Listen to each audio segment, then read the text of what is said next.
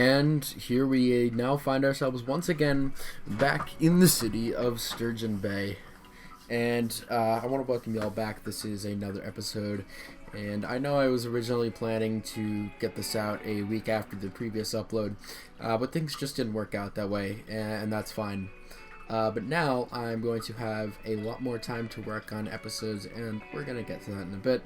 But right away, I'm going to be telling you we are going to be working on mostly a small little shopping center just along this intersection over here for part of this episode, and then starting a bit of a neighborhood by it that originally, you'll see.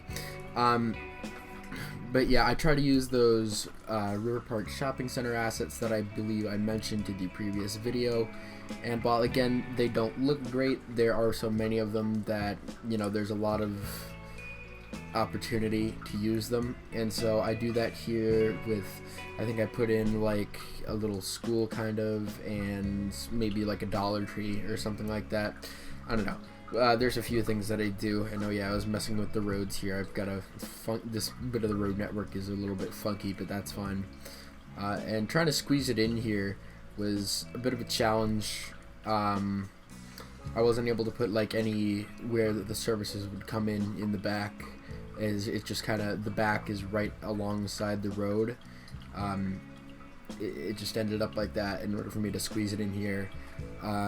But again, as I've said before, overall it doesn't make that much of a difference. Alright, yeah, so here I put a Mexican restaurant, a Dollar Tree, a UPS store, and then there, I think I put the school here, or is there one more thing in between?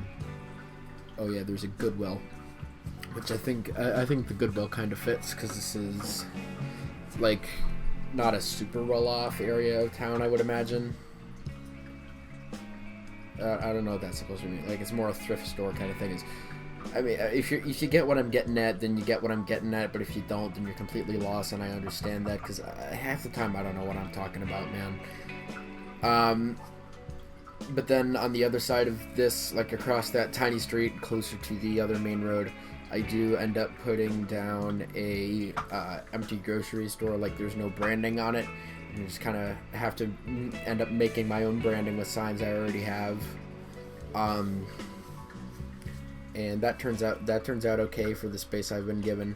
I decide to use these fallen leaves around where I'm going to put some trees in this little, on the side of this lot or whatever, because I want there to be a little bit of decoration. I want this to be seem a little bit separated from the road. And because, it was such a weird shape with all these triangles and stuff, I'm like, hey, I can put in some greenery and stuff. And like, so we got some weeds here for this big area. And I actually end up using an asset that I believe is like a dumpster area, which I haven't actually used yet up until this point. And I think it looks nice. I think it's a nice little addition. I put fences around it, and you'll see. Oh, and yeah, just the view from this, just looking from like this low density area, little shop, little shopping center right here out towards downtown. I think it's just a great view, and honestly it can only get better with time, honestly. This episode is going to be a bit shorter. It's only going to be about 20 minutes. That's alright. So the pace of the footage is also a little slower, but that might actually be for the better, because you'll be able to keep up with it as it happened. This episode, the filming for it did not take long, and the same with the next episode. They're not overly long, because they're not huge projects or anything like that, and I thought that was the right way to go about it, just so that I can get more, more churned out. And while clearly that didn't happen as fast as I'd like it, that is now hopefully going to work. I have at least 3 weeks now, more or less, where I don't have to physically go to school, amidst the whole coronavirus, COVID-19 issue that, that we have going on, not just in the States, but literally everywhere. That has prompted, precautions by the school district I'm in to, well, originally the school district was just gonna, have us do online classes the week after spring break, and as far as I know, that's still what we're doing, but now that's at least extended until the 6th of April because the governor has declared that all K through 12 schools are closed until April 6th. So that's fun. Oh yeah, here's the little dumpster ass that I was talking about. But I gotta be real though. It's kind of sucky with the whole coronavirus situation because I've been taking precautions at school for the past couple days, knowing that something like this was probably, gonna happen with the closure. Like I wore, protective gloves and, like, even though I couldn't find a mask because Walgreens has been out forever, I did what I could and wore like a bandana as a mask. And the teachers understood, like, yeah, I get it. Some kids also did that, like, thinking it was smart. And I might be being paranoid, but I'm not taking the chance, whatever. But some kids, it's like, man, these kids are just comedy geniuses. They see me in the mask and they, go up and directly, pretend to cough on me as if they're going to give me the virus. And it's like, wow, you're such a funny guy. The humor like that is just like, really, guys? It's not funny. People are dying. And, I'm just trying to protect, myself and the people around me by, by keeping myself from getting infected. And that's, I didn't need to take actions like that yet because, in my town we don't even have a case of coronavirus in my county. But I am definitely expecting that there will be soon, soon enough, because I mean, yes, I've been keeping up with, like, the state's track of how many cases there are, and I looked yesterday. I've been keeping up. So yesterday I looked, and let me explain here. On Monday, it was at 1 case. So at the beginning of Monday, it was at 1 case. We were expecting more. By the end of Monday, it was then at 2 cases. No, it was at 3 cases. Never mind. Then the next day, on Tuesday, it went up. No, hang on. No. Yeah, it did go up 1 case on Monday, so it went to 2. Then on Tuesday, there was another case, so there was 3 total cases. Then on Wednesday, we had another 3 cases just on Wednesday, so it doubled to 6 cases. And then 2 more cases brought it up to 8 as of yesterday, which was Thursday. And then overnight, since then, in 1 day, we more than doubled that and got 11 cases overnight. So we are now at 19 cases. So it's starting to kind of look like it's taking off here, and it could become much more of a problem than it currently is. So I'm definitely going to have to, watch that. It's a bit of a problem. And I was actually watching, the other week, I was watching the Sichuan province series, and, apparently comments had to be disabled because people kept talking about coronavirus. And, I mean, if only it would have stopped there, and just the worst thing that had to happen was we disable some YouTube comments because people are, commenting this on a video from, about something related to China. Oh, but it is so much worse than that now. It's absolutely everywhere, and people might be making jokes about it then, but I don't want to see any more jokes about coronavirus from really anyone now, because it's becoming very, very serious, and it's just not, some things are just not funny. You have these things that, would be good jokes considered, maybe a few years ago, a few months ago, in certain, and this is not even just about coronavirus anymore, just certain things, and then people still try to tell them at a later point, and it's like that. It's just not. Not only is it not funny, it just becomes like actually just a bad joke that can actually be like hurtful and stuff. And it's like, I think those things just don't age well.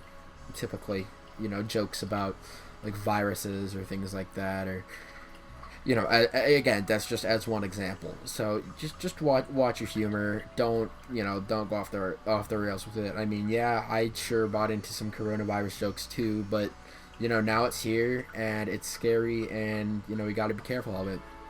Regardless, I on this grocery store I'm making here, I put a pharmacy sign on the side of it. Like, it kind of clashes with the scheme of it, but some grocery stores have pharmacies in them. I put an Albertsons sign to kind of mark that it is an Albertsons grocery store, just because that's one I know I have readily available in sign form to do. and I will be, I debated like putting Kroger there, but I'm not going to put a Kroger there. I'm going to put Kroger's elsewhere. Um, and I'm not sure that there's actually Albertsons in this area in real life. I kind of don't think there is. But the Kroger definitely makes a lot more sense because where I am, we have a local brand which was called Cops, and they have been bought by Kroger as of like a couple years ago. So it would make sense, and the layout and stuff has become more Kroger-like, and the site is actually just a Kroger site now. So it would make sense for there to be a Kroger, because I'm obviously not going to find a Cops asset. The one thing I can say about this build that I'm not entirely sure on was those 2 tall pine trees right there. I'm not so sure about them. I think they're alright, but I'm not sure if they're the best choice as to what to do there. But they do add a little bit of height to the area, which is good because varying height can definitely help the overall feel and aesthetic and such. And as for this space, I didn't just want to fill it all in with more greenery, so I did actually make a little backlot to the grocery store here, just a small one, and it might not be super logical with the space that trucks have, but again, I'm working with limited space, and I did what I had resources for. I did what I have available to me, and I think it turns out okay. And again, it's less about the logistics than it is about having something look like it could be, or like it would be. How we've been focusing more on the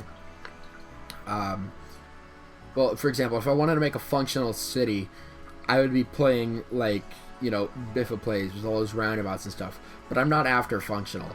I'm more so after an aesthetically pleasing city, but not overly so, because what we had always been doing in the past is we had been making cities with far too many, little prop details and such, and it absolutely killed, it just killed, frame rates, loading times, all that stuff, and especially for me with my, actual laptop. I mean, even as strong as a laptop as it is, it's still a laptop, and it shows.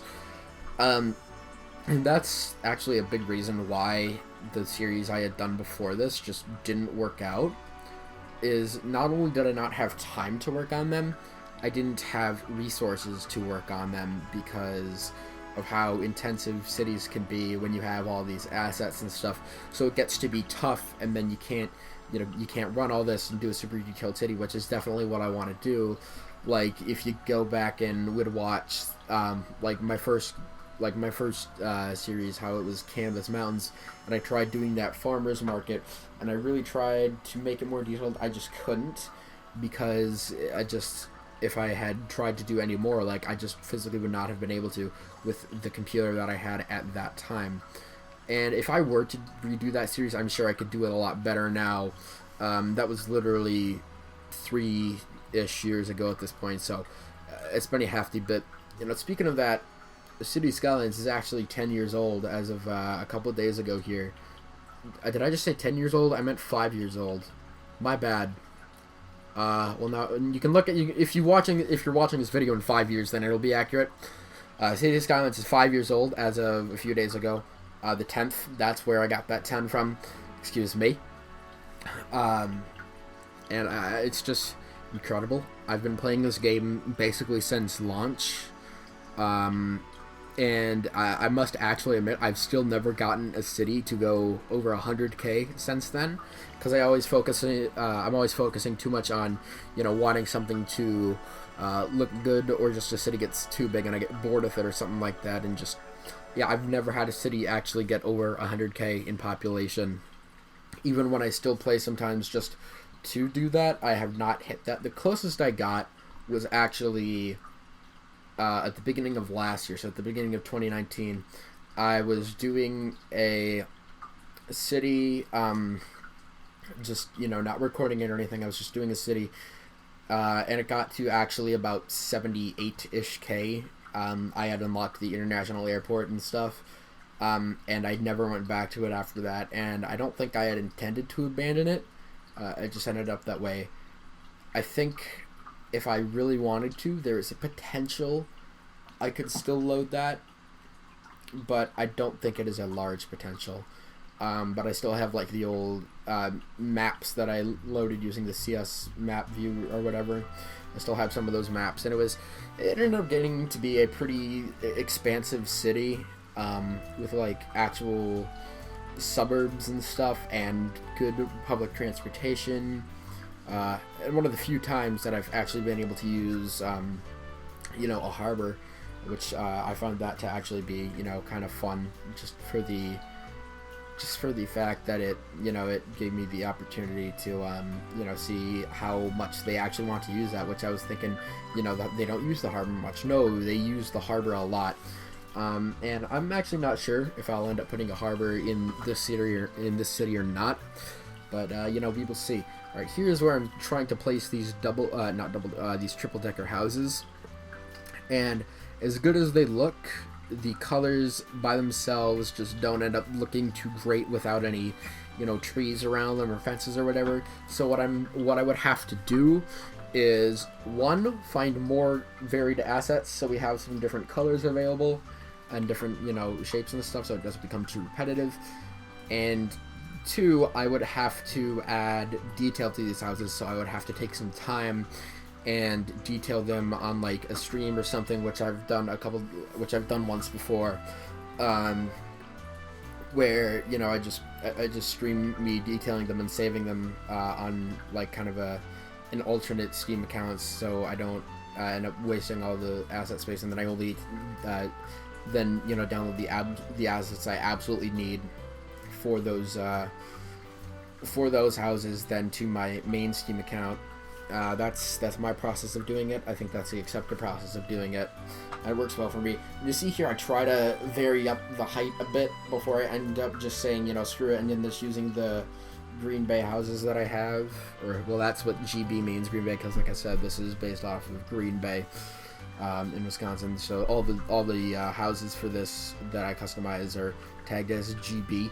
And I should probably diversify it more, like having GB triple decker when I end up doing that, but I haven't gotten there yet. Like I said, I mean, I know I should get to doing a stream like that, and hopefully I will have time during this whole, while everyone's locked away, secluding themselves. But we'll see where that goes. And if I do that, I will announce it on Twitter. So be sure to head over there and follow me so you can know when that is happening.